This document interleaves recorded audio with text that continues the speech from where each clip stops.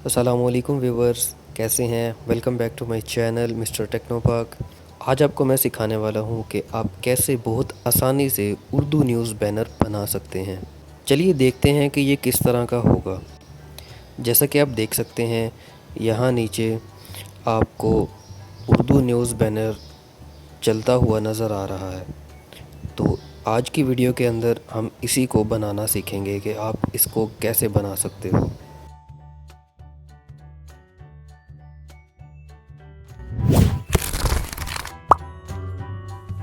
सबसे पहले आपके कंप्यूटर में कैमशिया का सॉफ्टवेयर इंस्टॉल होना चाहिए। तो इस सॉफ्टवेयर का डाउनलोड लिंक मैंने वीडियो के डिस्क्रिप्शन में दे दिया है। आप वहां पे क्लिक करके इस सॉफ्टवेयर को डाउनलोड कर सकते हैं। मैंने ये सॉफ्टवेयर ऑलरेडी इंस्टॉल किया हुआ है, तो मैं इस पार्ट को स्किप करूँगा। सॉफ्टवेयर इंस्टॉलेशन के बाद अब कंप्यूटर में जमील नूरी नश्तलीक फ़ॉन्ट भी इंस्टॉल करें। फ़ॉन्ट का डाउनलोड लिंक मैंने वीडियो की डिस्क्रिप्शन में दिया हुआ है। आप उस पर क्लिक करके डायरेक्ट इस फ़ॉन्ट को डाउनलोड कर सकते हो।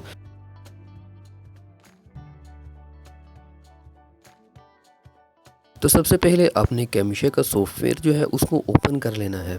उसके बाद आपने न्यू प्रोजेक्ट के बटन पे क्लिक करके नया प्रोजेक्ट ओपन कर लेना है।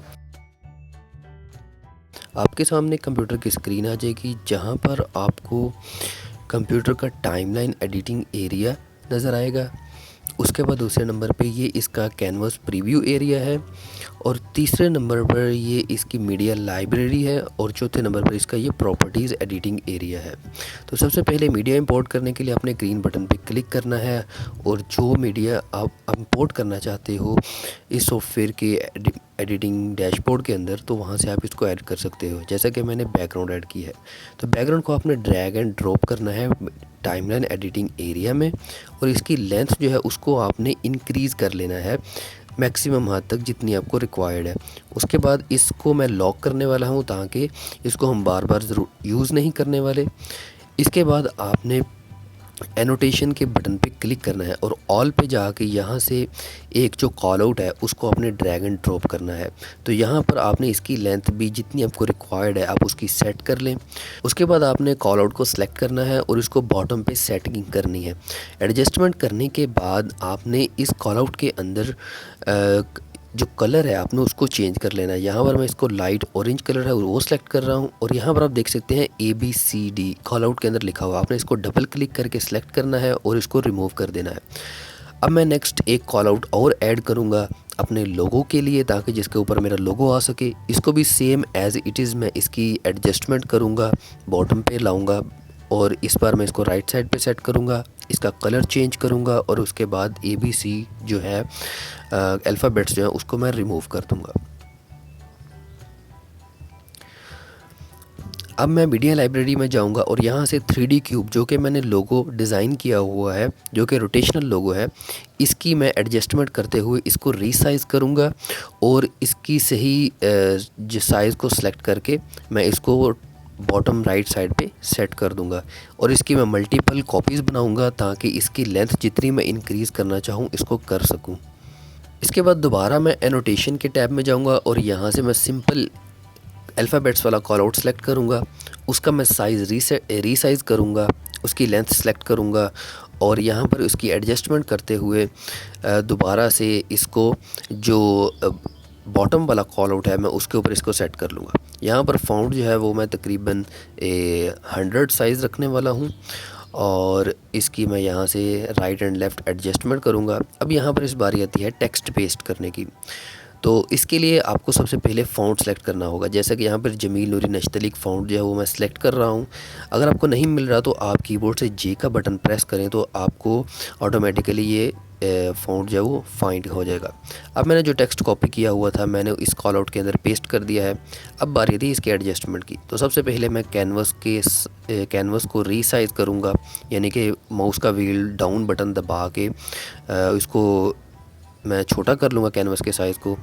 और अब मैं जो हमारा उर्दू टेक्स्ट है मैं उसकी साइज़ एडजस्टमेंट कर रहा हूँ। जैसा कि आप देख सकते हैं कि मैंने इस कॉल आउट के अंदर इस पूरे टेक्स्ट को सेट कर लिया है। अब मैं इसकी positioning same as it is करूँगा, जैसे कि यहाँ पर आप देख सकते हैं। اب اس کو میں کینوس کو ریسائز کر لوں گا اور یہاں پر مور کے بٹن پہ کلک کروں گا اور یہاں پر اینیمیشن کا جو ٹیب ہے میں اس پہ کلک کروں گا. تو یہاں پر ملٹیپل اینیمیشنز ہیں تو میں اس میں سے کسٹم اینیمیشن سلیکٹ کروں گا. تو یہاں پر ہارن ٹائپ آپ کو ایک فنکشن نظر آ رہا ہے.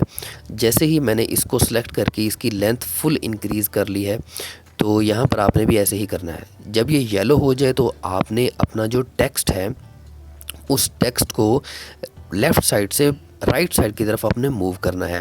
آپ نے پہلے کینوس کا سائز جو ہے اس کو چھوٹا کرنا ہے, اس کے بعد آپ نے اس کو موو کر دینا ہے لیفٹ سے رائٹ سائڈ کی طرف. تو یہ ہمارا اینیمیشن ایفیکٹ جو ہے وہ اپلائی ہو چکا ہے. دوبارہ میں اس کو فٹ پہ لاؤں گا اور یہاں پر آپ دیکھ سکتے ہیں کہ جیسے ہی میں ٹائم لائن سلائڈر کو دوبارہ اس کی سٹارٹ پوزیشن پہ لے کے جاؤں گا اور دیکھوں گا کہ یہ کیسا دکھ رہا ہے. اب یہاں پر اس کی میں تھوڑی سی ایڈجسٹمنٹ کروں گا, کیونکہ کال آؤٹ کو میں نے ٹیکسٹ کی جگہ کے ساتھ ریپلیس کیا ہے تاکہ جو ٹیکسٹ ہے وہ ہمارے لوگوں کے اوپر آنے کی بجائے اس کے نیچے سے گزر کے جائے. جو اینیمیشن ایفیکٹ ہے وہ سٹارٹ میں تو سلو ہوتا ہے لیکن سینٹر میں آگے اس کی سپیڈ زیادہ ہو جاتی ہے اور لاسٹ پر پھر آہستہ آہستہ سپیڈ اس کی جو ہے وہ مزید انکریز ہوتی چلی جاتی ہے. لیکن ہم چاہتے ہیں کہ یہ ایک لینئر موومنٹ ہو.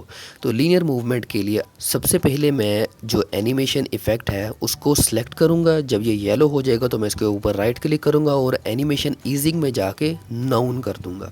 تو اس سے کیا ہوگا کہ میرا جو ٹیکسٹ ہے اس کے اوپر ایک لینئر اینیمیشن جو ہے وہ ایفیکٹ دیکھنے کو ملے گا. جیسا کہ آپ دیکھ سکتے ہو کہ میں نے جیسے ایفیکٹ اپلائی کیا تو یہاں پر مجھے لینئر موومنٹ کا ایفیکٹ دیکھنے کو ملا ہے.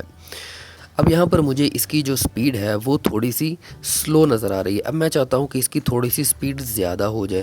تو میں کیا کروں گا, اینیمیشن ایفیکٹ جو ہے میں اس کا ہارن ٹائپ جو آئیکن ہے میں اس کو سلیکٹ کروں گا اور اس کو لیفٹ سائڈ کی طرف سلائیڈ کروں گا, جس سے کیا ہوگا کہ اردو ٹیکسٹ کی جو موومنٹ ہے اس کی سپیڈ زیادہ ہو جائے گی.